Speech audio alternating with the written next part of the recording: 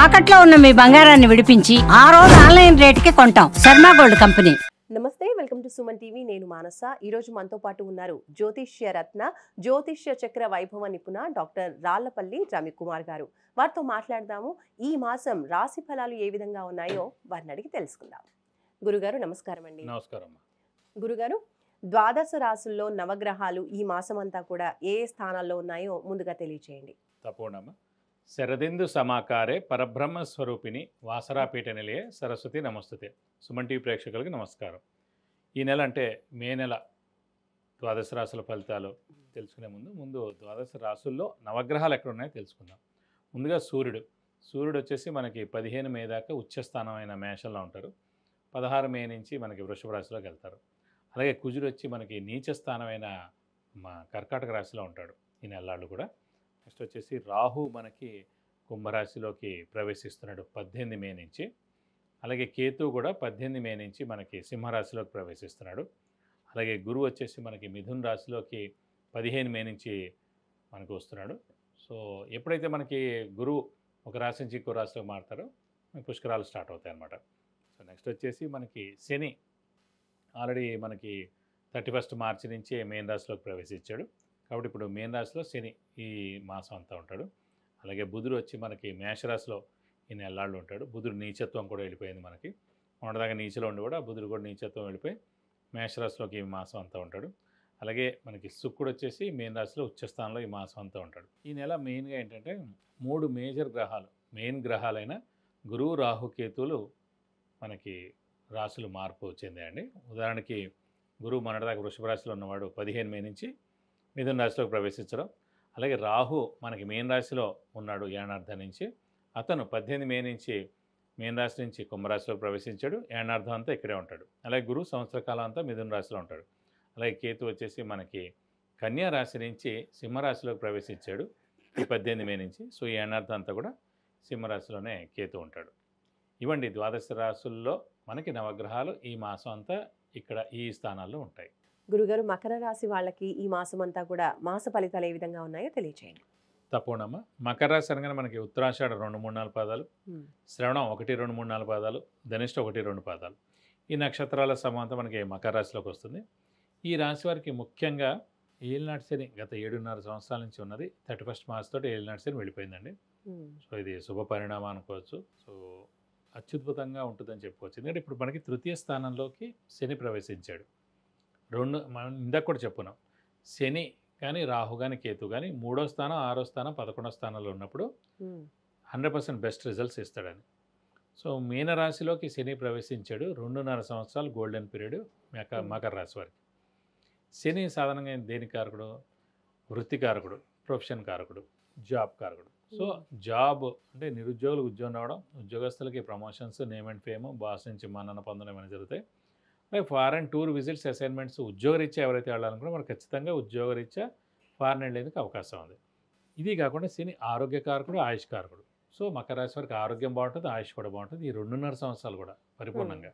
ఇది కాకుండా రాశ్యాధిపతి కూడా శని అయ్యాడు. రాశ్యాధిపతి అయిన శని మనకి తృతీయంలో ఉన్నాడు కాబట్టి ఇంకా అద్భుతంగా ఉంటుంది. ఇది కాకుండా పంచమ దశమాధిపతి, యోగకారకుడు, అదృష్టకారకుడు, లక్ ఫేవర్ చేసే గ్రహమైన శుక్రుడు ఉచ్చస్థానంలో ఉన్నాడు. సో ఈ నెలలాళ్ళు కూడా అత్యద్భుతంగా అంటే మెయిన్గా అదృష్టం అనేది పరిపూర్ణంగా ఉంది, శని బలం పరిపూర్ణంగా ఉంది.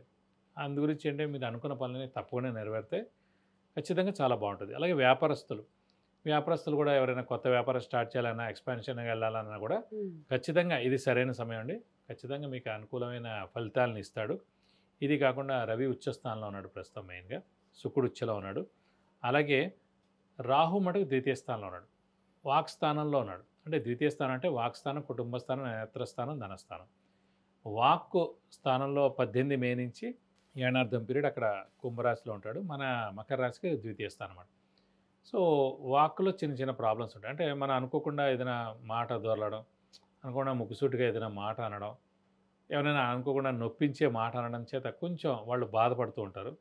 అసలు అలాంటి చిన్న చిన్న దెబ్బలాట్లు, తగాదాలు ఇంట్లోనో బయటో జరిగేందుకు అవకాశాలు అన్నమాట. కాబట్టి మనం ఈ ఏనార్థం కూడా కొంచెం మౌనంగా ఉండడం ఉత్తమం. ఈ విషయంలో, మిగతా విషయాల్లో ఎక్కడైనా పర్వాలేదు కానీ అనే విషయంలో మటు కొంచెం జాగ్రత్త వహిస్తే సరిపోతుంది. అలాగే గురువు కూడా 6వ స్థానంలో ఉన్నాడు. సాధారణంగా మామూలుగా అందరూ అంటారు 2, 5, 7, 9, 11 స్థానాల్లో గురువు ఉంటే గురుబలం. మరి 6వ స్థానంలో ఉన్నాడు కదా, ఈ సంవత్సరం అంతా గురుబలం ఉంటుందని. గురుబలం 6వ స్థానంలో ఉన్నందుకు 50% బలం ఉన్నట్టే అండి. కానీ ఇక్కడ ఏంటంటే తృతీయ వ్యయాధిపతి మకర రాశికి అయ్యాడు కాబట్టి ఒక పాపి అంటే ఒక చెడ్డ స్థానాధిపతి అయ్యాడు అన్నమాట మకర రాశికి. పాప స్థానాధిపతి పాప స్థానంలో ఉండడం చేత విపరీత రాజయోగం లాంటిది ఏర్పడింది అన్నమాట. సో అది మేలే చేస్తుంది కానీ నష్టమేం చేకూర్చడు. నష్టమైతే అవ్వదు కానీ 60% మేలే ఉంటుంది గురుబలం. కాబట్టి ఖచ్చితంగా గురువు యొక్క బలం కూడా మీకు తప్పకుండా బాగుంటుందని చెప్పుకోవాలి. మరి ఆరోగ్య పరిస్థితి మకర రాశి వాళ్ళకి ఈ మాసంలో ఎలా ఉంటుంది? ఆరోగ్య కారకుడే శని అని చెప్పుకున్నాం, ఆయుష్ కారకుడు శని అని చెప్పుకున్నాం. ఖచ్చితంగా ఆరోగ్యం అనేది చాలా బాగుంటుంది, ఆయుష్ కూడా బాగుంది. ఇంట్లో పెద్దవాళ్ళ చిన్నపిల్ల ఆరోగ్యం కూడా బాగుంటుందని చెప్పుకోవాలి. అలాగే శుక్రుడు ఉచ్చలో ఉన్నాడు. సాధారణంగా యోగకారకుడు అదృష్టకారకుడు లక్ ఫేవర్ చేసే గ్రహం ఎప్పుడైతే ఉచ్చలో ఉంటాడో ఆ మాసం అంతా కూడా ఆరోగ్యం బాగుంటుంది, ధనానికి ఏ ఇబ్బంది ఉండదు, అన్ని విధాలా బాగుంటుందని చెప్పుకోవాలి. ఇంకా ఆర్థిక పరిస్థితి ఎలా ఉంటుంది గురుగారు?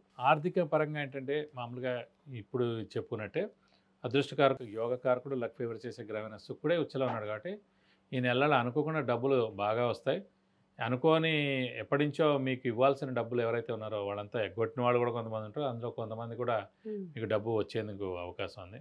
అలా అనుకోండి స్పెక్యులేషన్ ద్వారా కూడా కలిసి వచ్చేందుకు కూడా అవకాశం ఉంది. కాబట్టి ధనానికి మటుకు ఆర్థికంగా మటుకు ఈ నెలలో అత్యద్భుతంగా ఉంటుందని చెప్పుకోవాలి. మకర రాశి వాళ్ళకి ఈ మాసం ఇంకా బాగుండడం కోసం ఏ పరిహారాలు పాటిస్తే బాగుంటుందంటారు? అంటే వీరు ప్రస్తుతం గురువు కొంచెం మిశ్రమంగా ఉందని చెప్పుకున్నాం కాబట్టి ప్రతి గురువారం ఉపవాసం ఉండడం ఉత్తమం అండి. ఈ సంవత్సర కాలంతో ఇక పెట్టేసుకోవాలి.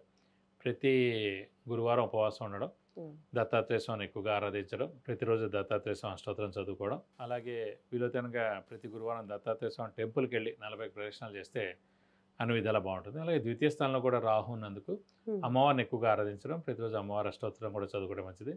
వీలైతే ప్రతి శుక్రవారం అమ్మవారి టెంపుల్కి వెళ్ళి 40 ప్రదక్షిణాలు చేయడం, అలాగే వీలైతే అభిషేకం కానీ అర్చన కానీ మీ పేరు నక్షత్ర గోత్రనామాలతో చేస్తే కూడా మీకు అన్ని విధాలా మంచి చేకూరుతుంది.